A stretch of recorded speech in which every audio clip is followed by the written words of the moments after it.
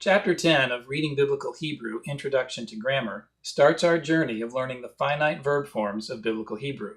Hello, I'm Prof Brian, and this is TextScroll.com. Chapter 10 tells us the Qal perfect spellings. Let's set those terms into some context. The Qal is a verb stem. Hebrew has 7 verb stems, and the other 6 will take the basic meaning that's represented in the Qal, and they will modify it in some way. That is, they derive their meaning from the meaning in the Qal, and we call them the derived stems. We cover them in chapters 16 through 22. Then there are the conjugations. We've already had the participle and the infinitive back in chapter 8, but unlike those, finite verbs have their action limited by a grammatical subject. And in Hebrew, the characteristics of the grammatical subject are indicated in the spelling of the verb itself. So we're going to look for person, gender, and number to be communicated in the spelling of the verb. In all cases, we need to identify the root of the verb because that tells us the basic lexical meaning of the word. And in the Qal, we also have to know whether the word is stative or fientive. That's called the Aktionsart. A stative tells us a condition or state of being, like kaved, he is heavy or he is honored. And a fientive tells us an action. And that distinction, stative versus fientive, has implications for how we translate. When we're in the Qal, that can affect the tense that we can translate it into in English. And when we get to the derived stems, we'll find out that the modifications they make to the Qal are different based on whether it was stative or fientive in the Qal. The Hebrew verb system is not tense-based the way it is in English. It's based really on aspect, and we have to combine different things in order to figure out the right tense in English. The perfect conjugation looks at the action in the verb as complete. I didn't say completed, but often we can use past tense in English, but we can use lots of different past tenses. We can say, I had done it, I have done it, or even I did it.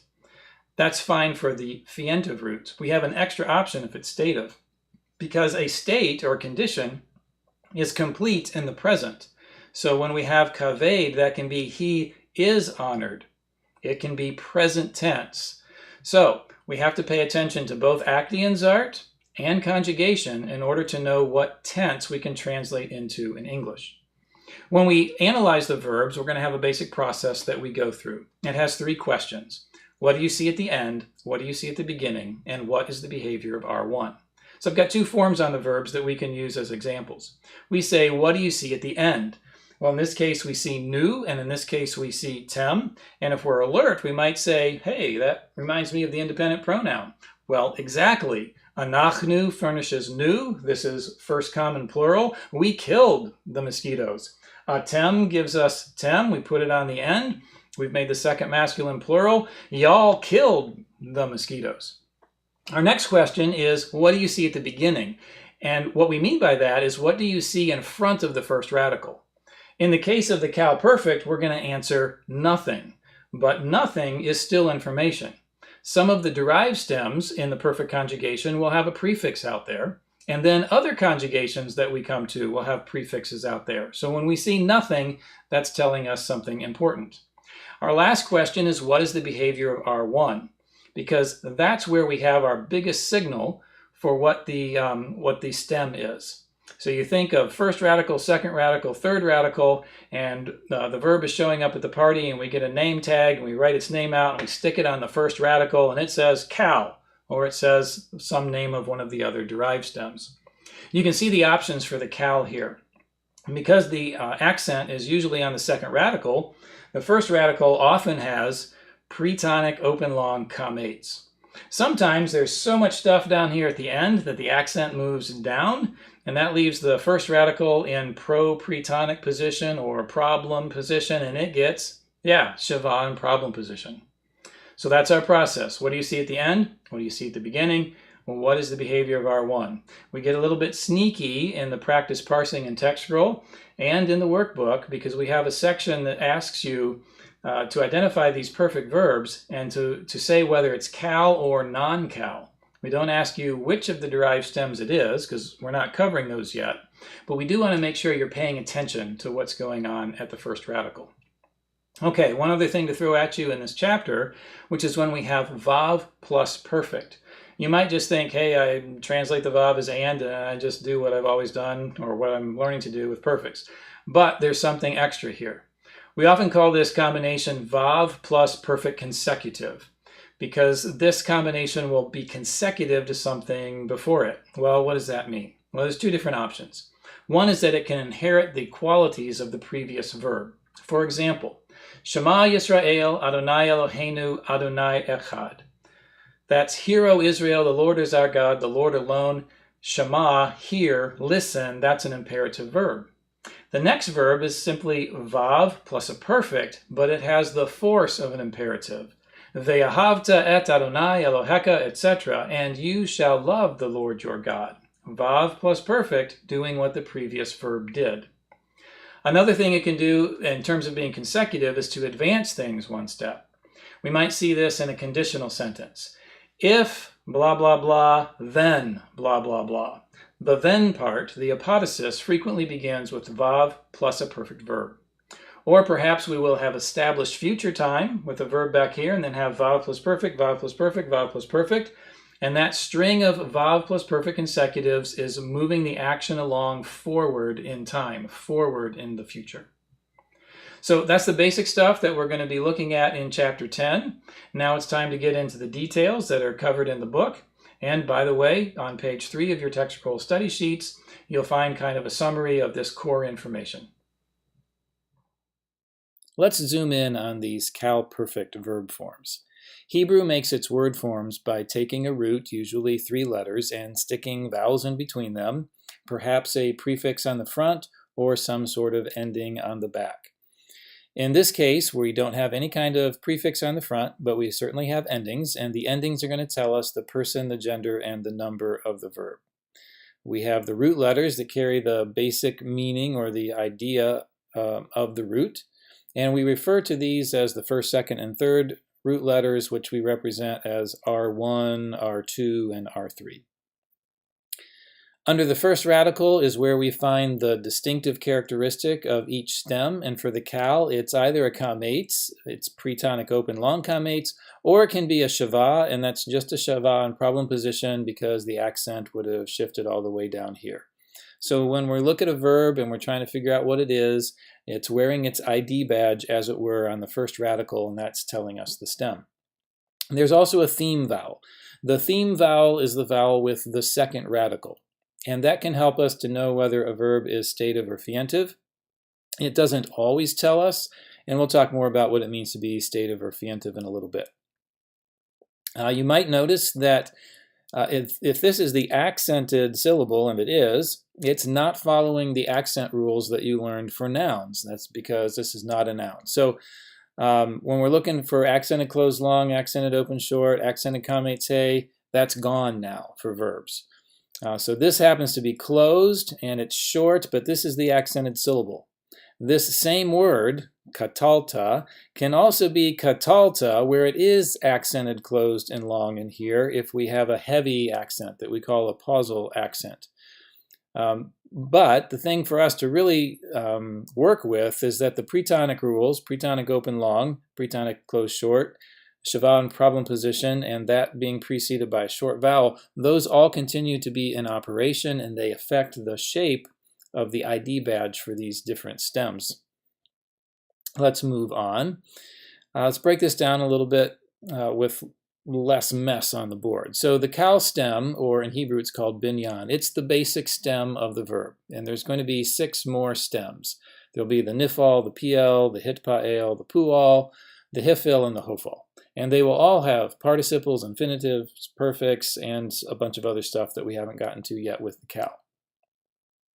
The perfect conjugation views action as complete. Now, that doesn't necessarily mean completed. It just means it's looking at the action as a whole. Like if there's a beginning point and action and then an end point, the perfect looks at the whole thing.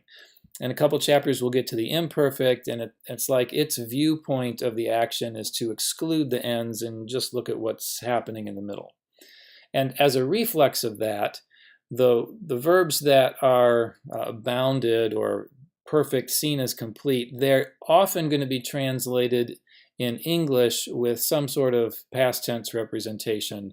and the ones that are imperfect, which is 2 chapters from now, looking at the action in the middle, those ones can tend to be used to project future or even the present, but that's going to be something that we need to pay special attention to when we're looking at the stative and fientive distinction.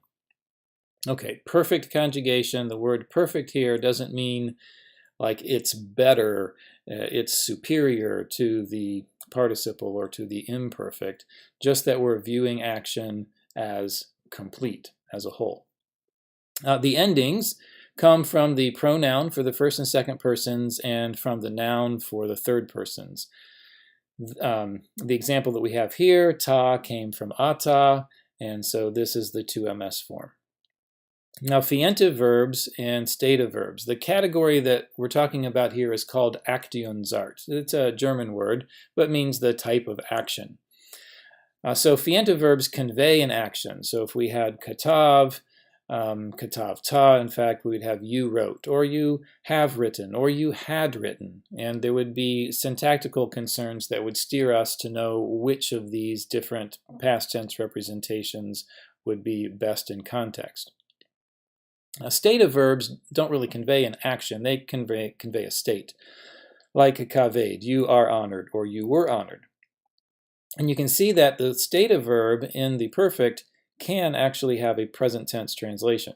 This will not be true of the fientive. The only way you can sort of get into that present tense area is with a present perfect. You know, you have written. The writing was done in the past, but we're looking at its present significance.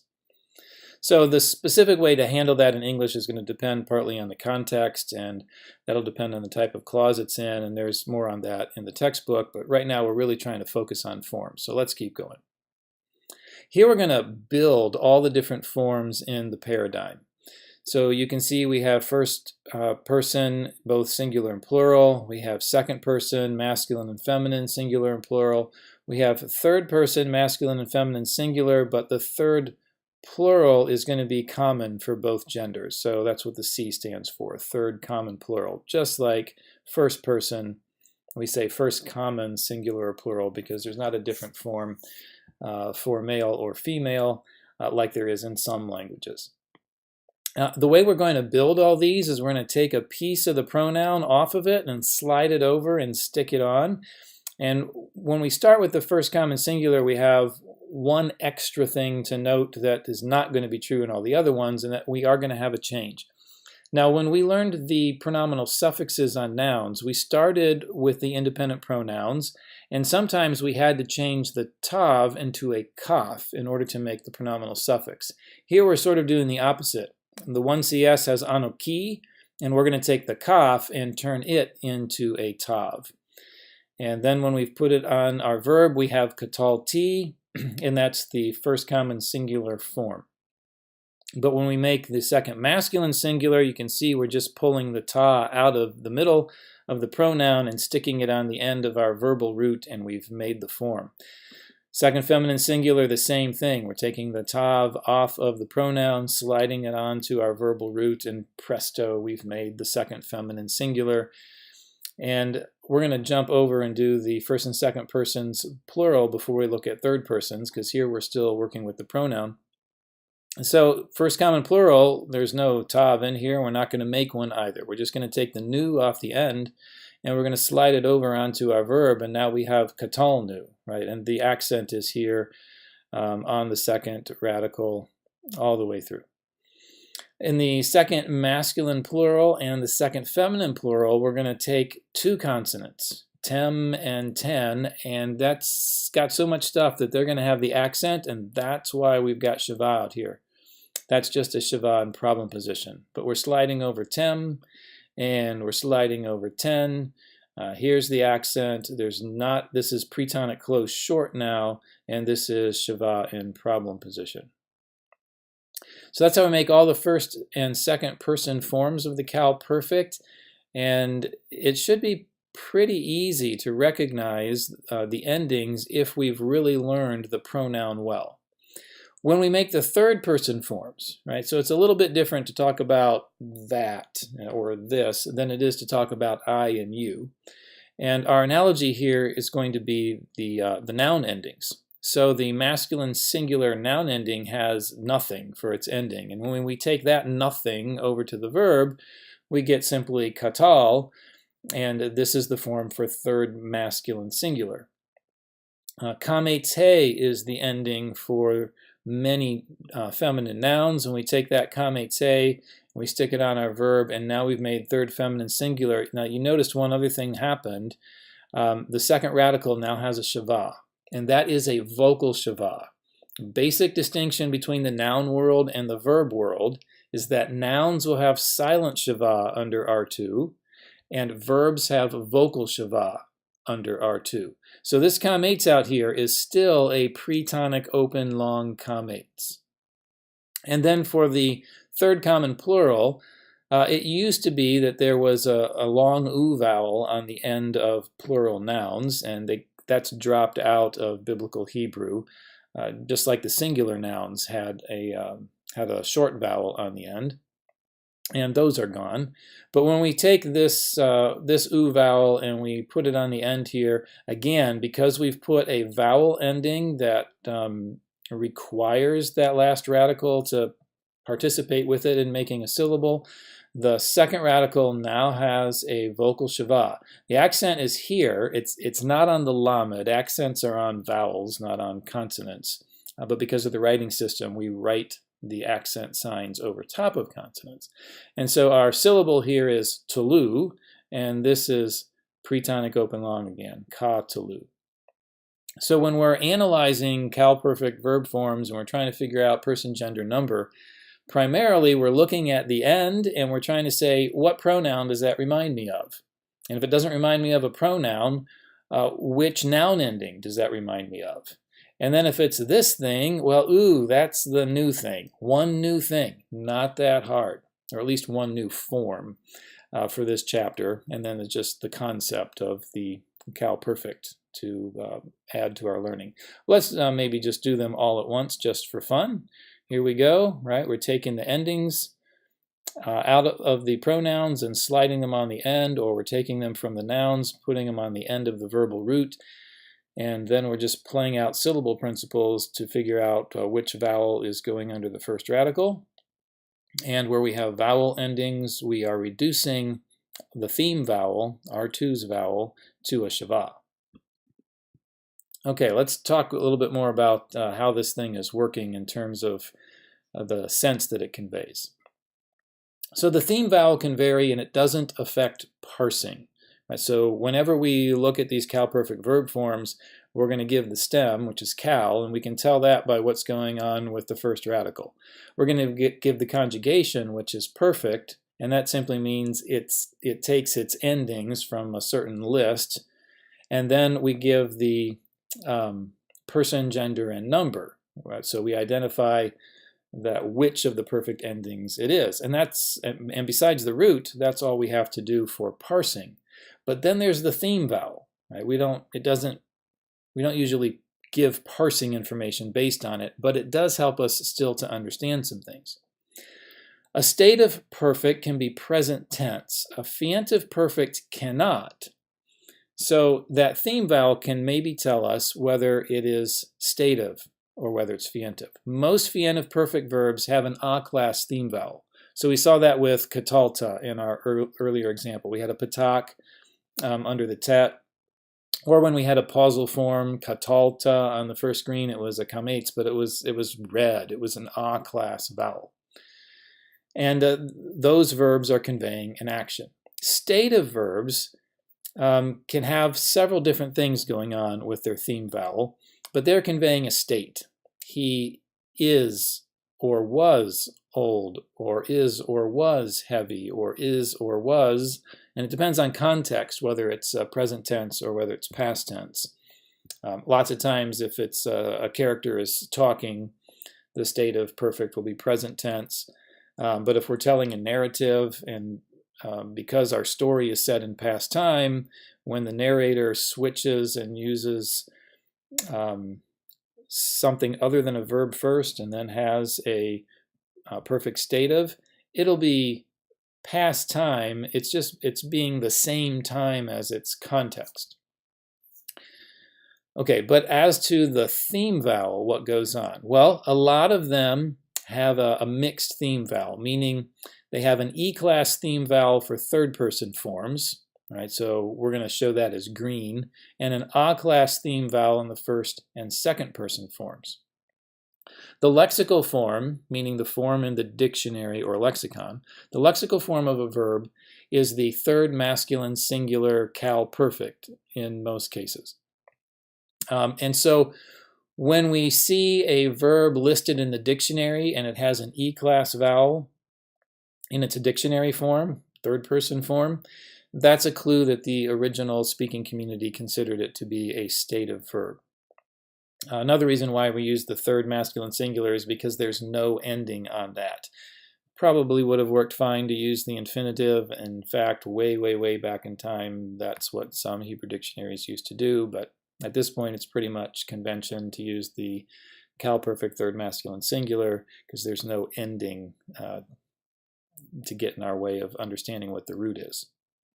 All right, some stative verbs, however, have an E-class theme vowel all the way through. So that happens with third aleph verbs.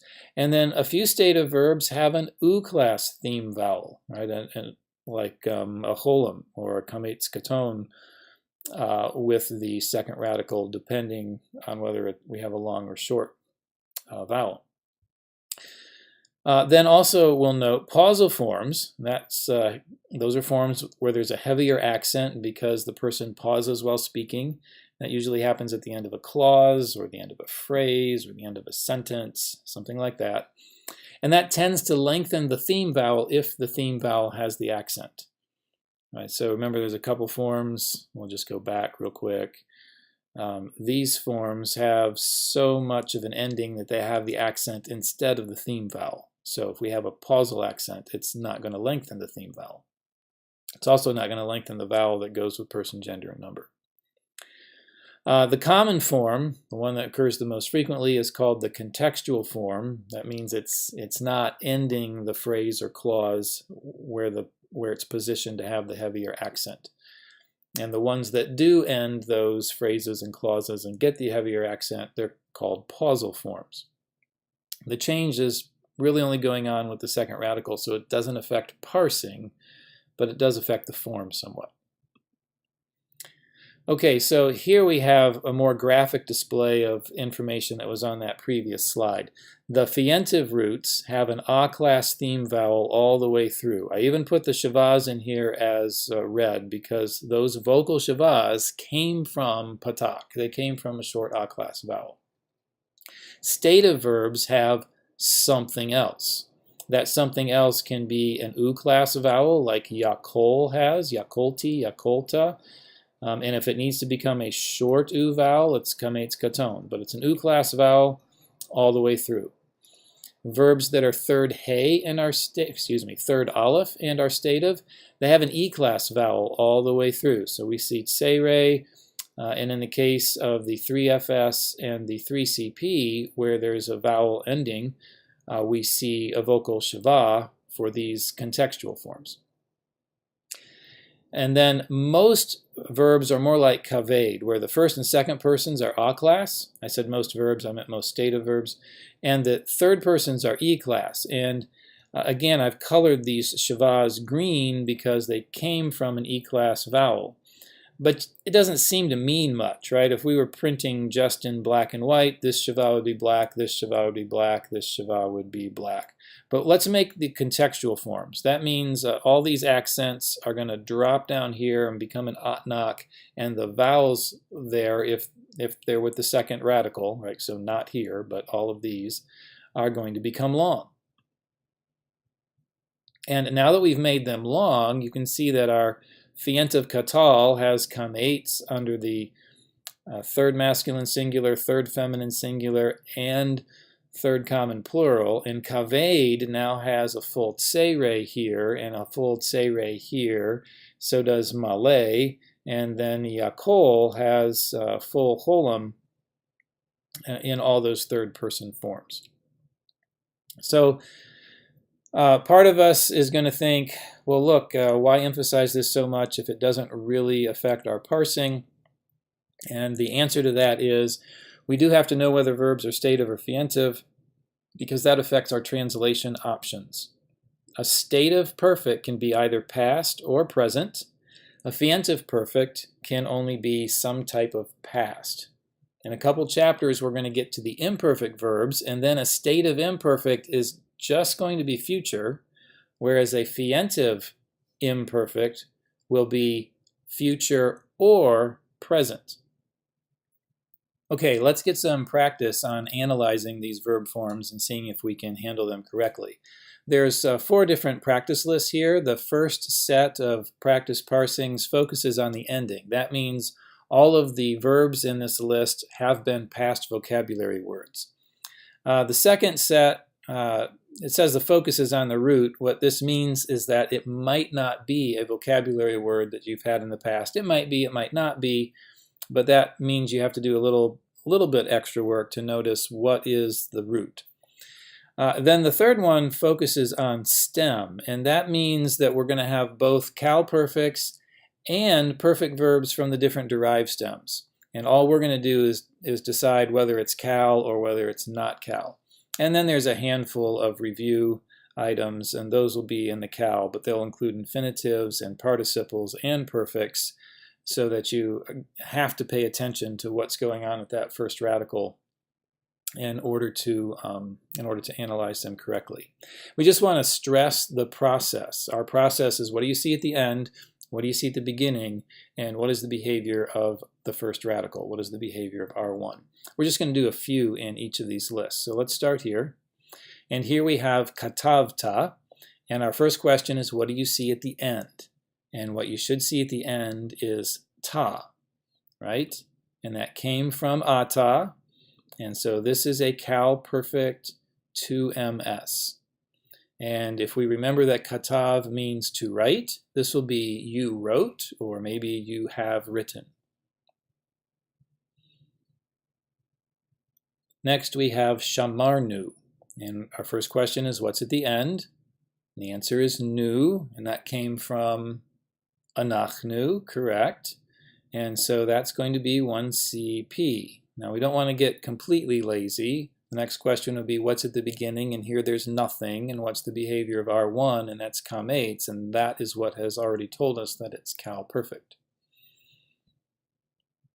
The next one is natnu, right? Natnu, right? We should recognize natan, but this is a vocal shava. Verbs take vocal shava under the second radical. Nouns take silent shava under the second radical.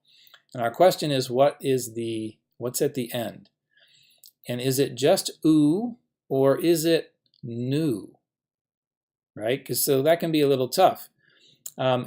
What's our root? Well, we see natan here, and so we're expecting R1, R2, R3.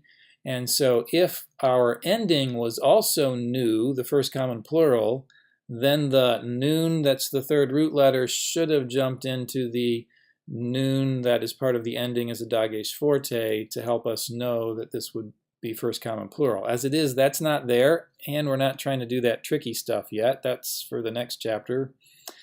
So the ending here is just oo. That's that past long oo vowel that did used to occur on nouns. We're also going to find it on other verbs, so some people might think we're pushing it a little bit to say that it came from the nouns, but in any case, we have the long oo vowel, which is the only really completely new form for us, and that goes with the third common plural. Okay, let's do a couple out of this list, and here we have visakarta. And so our process is what do we see at the end? And we see ta at the end again. So that should be easy for us. 2ms coming from ata. And then we're saying what do we see at the beginning? And we see a vav over a shava. So this is the conjunction vav. It's not affecting our verb form at all. But in the textbook, the written chapter, we have an explanation that vav plus perfect can be a specific thing that we call vav plus perfect consecutive. A lot of books refer to it as a qatal, just taking the vav and the base form for the paradigms of qatal and making the name that way. And that can give us some different meanings. Here, the translation still came to us as past tense, you remembered, but depending on context, this could be actually future, or it could be modal. Like if we'd had a command back here preceding it, then we could be continuing the sense of that command and have it be, and you shall remember, or something like that. Here we have yatsa'u, and we say, what do we see at the end? And then that's that u vowel. That's the only really new morpheme in this chapter for third common plural. And our root is, it's yatsa, yod, sadi, aleph, and yod is the first radical. It's got the pretonic open long kamates, so yatsa'u. And that would be something like they went out. And here's another one, the akaltem, and we say, what do we see at the end? When we look at the end, we see there's quite a lot of stuff there. But that's tem coming from the pronoun atem, and the pronoun atem is, it's second masculine plural. We've got that consonantal vav up here, which is the conjunction. That's not part of analyzing the verb form per se, so we can take that off. This aleph is the first radical. Is this the right thing for us to expect for a qal? Yeah, only in these cases where there's all this stuff at the end. This is shava in problem position. You can say, well, that's a chataf batak. Well, yeah, it's a chataf batak, but it's a composite shava. Shava is shava is shava for us, right? This is simply shava in problem position, just as we should have for a qal perfect. So you ate, but again, if in a certain context where this is vav plus perfect consecutive, maybe it's I will feed you and you will eat future because of the specific relationship of vav plus perfect. Let's take a look at this list. We'll do a few more here because this list is really trying to train us for looking at what's going on at the beginning. And so we're going to start here, and stem is not filled in for us. We say, what do you see at the end? And we see nu, and we know that that is a perfect verb ending, and we know that it comes from anachnu, and so we pick first common plural, and then we say, what's at the beginning? So if we took this much off, and we can count back 3 root letters, we would say there's nothing at the beginning here. And what's the behavior of the first radical? Well, it has kamates, and so that's what the qal is supposed to have. Let's take the next one, and wow, that is really long. We have hitalakta, and what do we have at the end? Well, at the end, despite how unfamiliar that whole big thing looks, ta. We have ta at the end. We recognize that. That comes from ata. That's second masculine singular. What do we have at the beginning? I don't know. We got something crazy at the beginning. Right? What we have up there is this. We have a hit syllable with a prefixed hey, and then we have a patak and a dagesh. And whatever that thing is, that is not qal. So we're just going to come here. We're going to say non-qal. Let's go ahead and do all the pieces and put in the root and check our answer. And we got everything right. You'll notice that although this ending, or this is an ending, and we might call it a suffix, it's not a pronominal suffix. So when we talk about parsing these verbs and parsing the suffix, we mean if there's a pronominal suffix on the end. We won't be putting pronominal suffixes on these verbs until chapter 15. All right, here we have the ha'akalti. So what do we see at the end? Well, we have T at the end, and what does that come from? We've got it here. We have to change the tav back into a kaf. T comes from anoki, and that is 1cs. And then what do we have at the beginning? Well, we've got a conjunction vav. Do we have anything else at the beginning? Because we still have 4 letters there. If we got 4 letters in a row, and we're looking for the root, we're going to start at the end. So R3, R2, R1, a call, okay. And so we have a hey at the beginning. So when we look at the first radical, yes, the first radical has a shava, right? Composite shava. But what is the first radical's syllable? That's really the point when we say what is the behavior of R1. And this was trying to be a pretonic closed short syllable with that prefix te. What does a Qal Perfect ID badge have?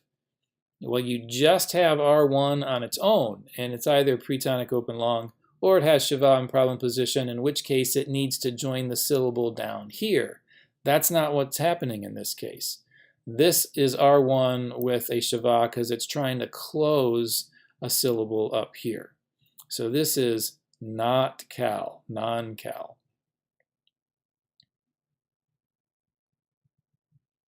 Have. Right, this one's really short. What do we see at the end?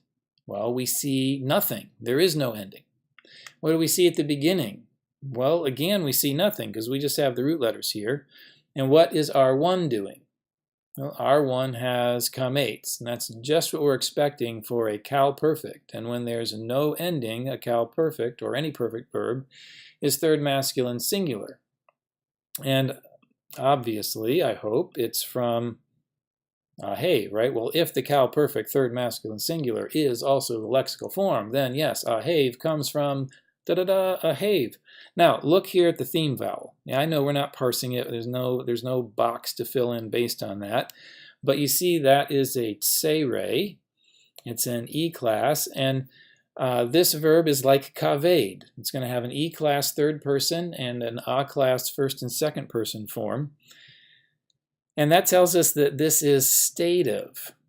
So this it can be translated either as he loves present or he loved past, depending on the context that we're in.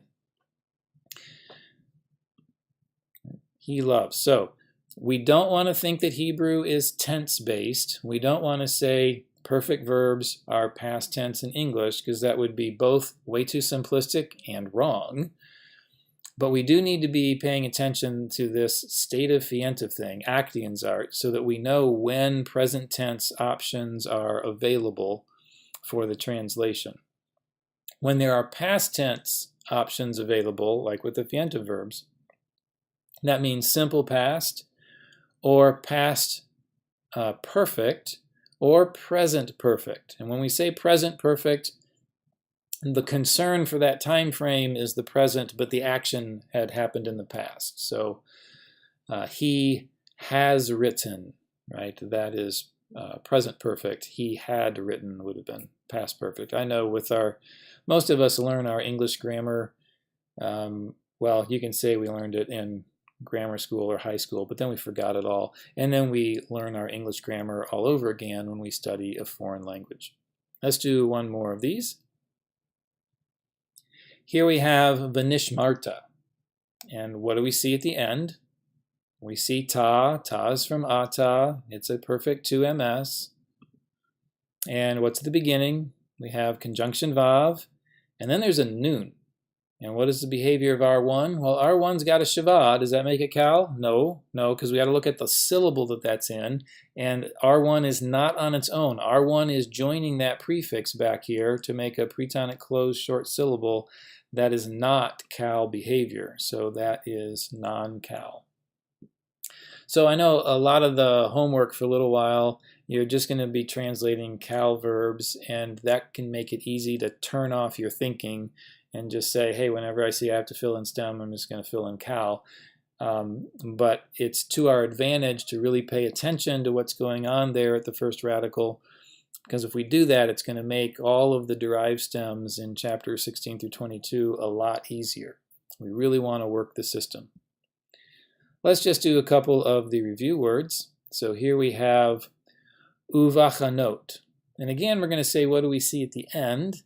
And, well, we see oat. And oat looks a little bit like a noun ending. But oat can be like three things at this point for us. Oat can be the feminine plural noun ending. Oat can be the feminine plural participle ending, because participles use noun endings. And oat can be the ending of an infinitive construct if the root was third hay, or supposedly third hay. We try and say R3 equals yod, not the phony hay. So when we see the ot at the end, we have a few different options. Since we are talking about verbs, that means it's either participle, feminine plural, or it's an infinitive. Well, let's run to the beginning. What do we have at the beginning? Well, we have a conjunction vav, and then we have a bet here.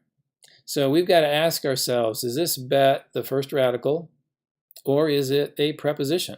If it's a preposition, then our root might be chet nun tav. And, you know, the pattern would work. We'd have a shava under the first radical and a cholam after the second radical. That would look like a qal infinitive construct. On the other hand, do we know a root chet nun tav? No, we don't. We don't know a root chet nun tav. And if ot is an ending, then that would mean nun's actually the third radical. So then we have to wonder, do we know a root bachan? Well, we don't really know a root bachan either. And so if this bet is the preposition bet, that means we've only got two root letters here, a chet and a nun. What do we do when we're missing a root letter? We either add a nun, or we add a vav or yod somewhere, including the so-called third hay, right? R3 equals yod, not the hay. Or we add a geminate. How many roots do we know with chet nun? Well, we know chana, and that would be third hay.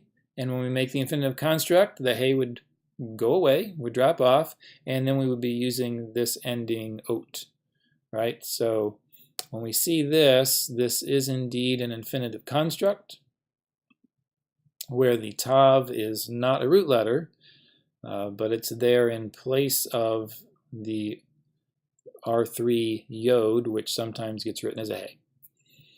So there's no PGN or state to fill in because it's not qal infinitive in the construct state. This conjugation is the infinitive construct. Chana means to camp, and so this is going to be when camping or when some subject camped, depending on the context. Here we have oklo, and we would say, what do we see at the end? Well, we see cholam vav at the end, and hopefully that reminds us of a suffix 3ms. And then at the beginning, right, so is this kalo or is this oklo? Right, and so part of it you are thinking something like, well, you've been saying that in verbs the second radical has a vocal shava. And that's okay for finite verbs, but we can, for our infinitive, which is a verbal noun, this is a silent shava closing the syllable, and so this is an U class vowel up here, kamates katon. And we have, again, an infinitive construct with that 3ms suffix and nothing to select for person, gender, number, or state. So saying something about somebody's eating, his eating, when he ate, if there was a preposition, or if our suffix is referring to an inanimate object, we're talking about its being eaten, its consumption.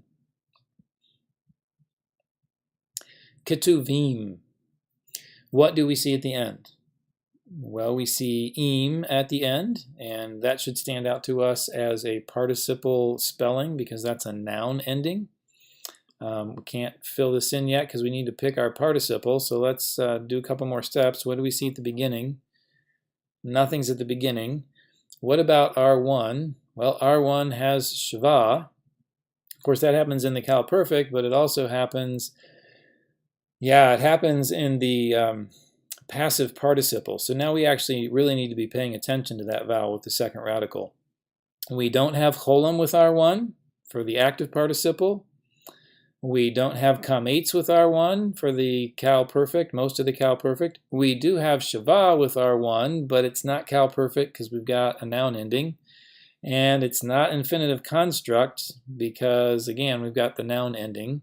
And we would not expect the kibbutz for the cholam that's often in an infinitive.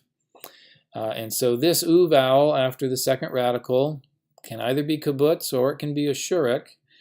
And that is the passive participle. Qal passive participle, masculine plural absolute. Has to be absolute because this ending is always absolute. It's sereyod for the construct. So ketuvim is the stuff that was written down. What is written? Halakta, what do we see at the end? Well, we see ta, right? We don't see a noun ending. We don't see zero. Of course, there is zero in the Qal perfect list, but this is a perfect verb ending. So we're going to pick perfect, and ta is from ata, which is 2ms, and our root is halak. And so you walked, you have walked, you had walked, something like that. Okay, that's a good start on practice for us. You've also got some practice readings where we are parsing from context. And just while we're mentioning it, we're really close on the new format. So right now, this is what the parsing is looking like. We don't have spot for the hints yet. And if you want to see the answer, like let's just do this one. We already did it before. Our ending is oo.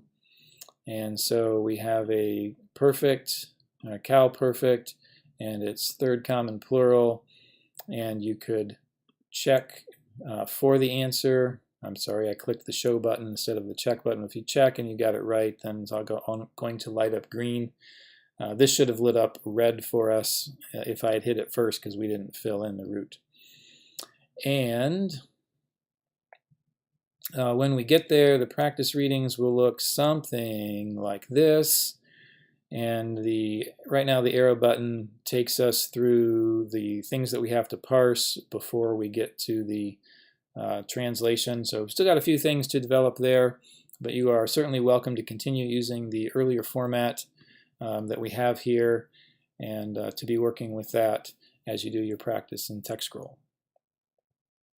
Quick reminder of what there is available to you on the TextScroll study sheets. Page 3 has the Qal perfect paradigm written out for you. The pronoun, using color to show which part of the pronoun or the noun ending is important, and then both a fientive example and a stative example, which should remind us that it's important to pay attention to Aktionsart. Let's take a look ahead. On page 4 here, we have all of the 7 main stems that we find in Hebrew, starting here with the Qal, then the nifal, pl, hitpael, pual, hifil, and hofal. You don't have to learn all those names right now, but when you go through the exercise and it says, is this Qal or is it non-Qal? It's one of these.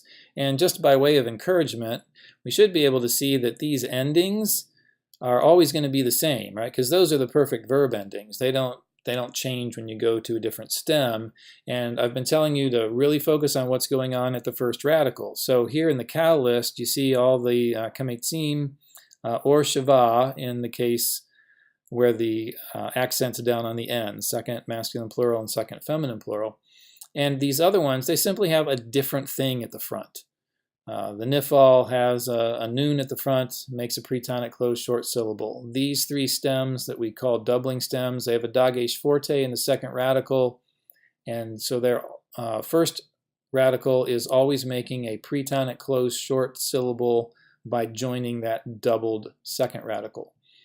And the hifil and hofal here, they are putting a prefixed hey on the front. They have a different vowel with that hey, and they're making a pretonic closed short syllable by having the prefix, by having the first radical join that prefix, right? So again, in overview, this stem and these 2 stems make a pretonic closed short syllable by having the first radical join a prefix. We have to learn what prefix and what vowel does it have in order to tell those stems.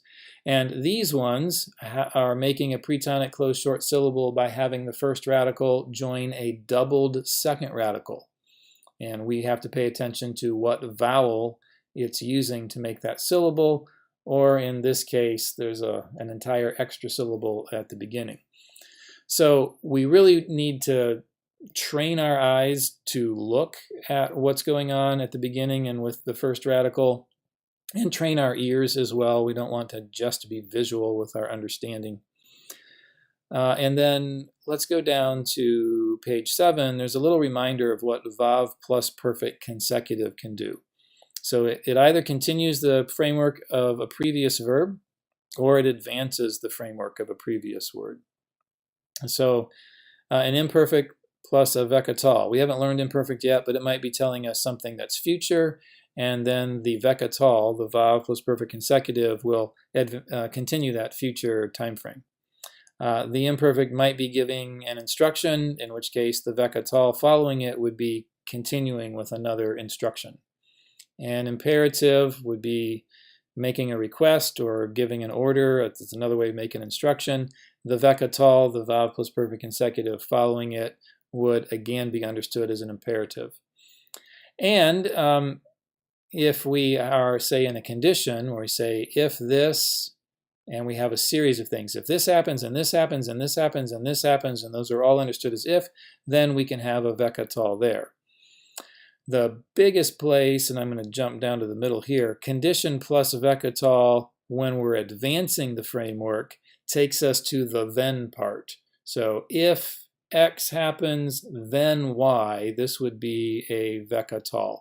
And yes, occasionally it's a little confusing for us if we have more than one piece in the condition. Which in the series of qatal verbs is the last part of the condition? What is the first part of the apodosis, the then part? But for the most part, they'll be pretty clear. When we have an infinitive plus a qatal, you can get when X and then Y. But a qatal, and this wasn't stressed when I did the earlier introduction, if we're in a narrative and we get a qatal, that can be telling us past habitual action. So just as a quick reference, we have that here for you in the TextScroll study sheets. The use of qatal there on 7, the big picture of the paradigms there on page 4. But for the key part of what you're learning right now in this chapter, it's this little box here on page 3, comparing the pronoun forms and the noun forms to the endings of the perfect verb and sticking them on appropriately, and then translating. Because that's what we want to do. We want to translate text. And speaking of translating text, in your workbook, you're going to start moving through passages. So chapter 10 is going to give us several verses from 1 Samuel 26. Chapter 11 will take us the next 4 or 5 verses in 1 Samuel 26. And as you're working through the workbook now, there are going to be sets of verses from the same passage, and then just going to consecutively move through those chapters in the workbook. So we'll be reading from Samuel, we'll be reading from Deuteronomy, and from some other places. Now, you might just want to get familiar with this. We have a number of personal names that you should be on the lookout for, and then I've called this a mini dictionary. So words that you don't know from your vocabulary, words that we haven't had as vocabulary, whether or not you know your vocabulary, the meanings are given for you up here. And I've also laid the verses out in a different way, so it's not just the verse wrapping around automatically, but we're kind of where there's the end of a phrase or the end of a clause is where the ends of these lines are. And we have the accents in here, and so there's a handful of these accents, like this one, the revia, and this one that looks like a segol, and it's called a segolta. You'll be seeing those things on the ends of these different lines. A little bit more talk about those in chapter 16, and if you're really curious, just to get a little more of a snippet, you can zip ahead in your workbook to chapter 16, where it tells you 6 or 7 of the accent marks to pay special attention to, because they kind of divide the text up into chunks. So we're not going to try and explain them all right now, but just encourage you to be observational and pay attention to what mark is here at the end of these different lines. because then when you move into reading a Bible that's laid out in a traditional form, if you can notice those particular accent marks, that's just a good way for your mind to say, hey, from here to here, these 3, 4, 5 words, those are a chunk, and it's just a good approach when you know what a chunk is, to work on that and then proceed to the next chunk, rather than, if you looked at verse 6 and just all the words in it, it's a lot, and you got to break it down somehow. And those marks can help break it down for you. And I hope you enjoy the opportunity to work on extended passages, because these are really fun texts. All right, have fun.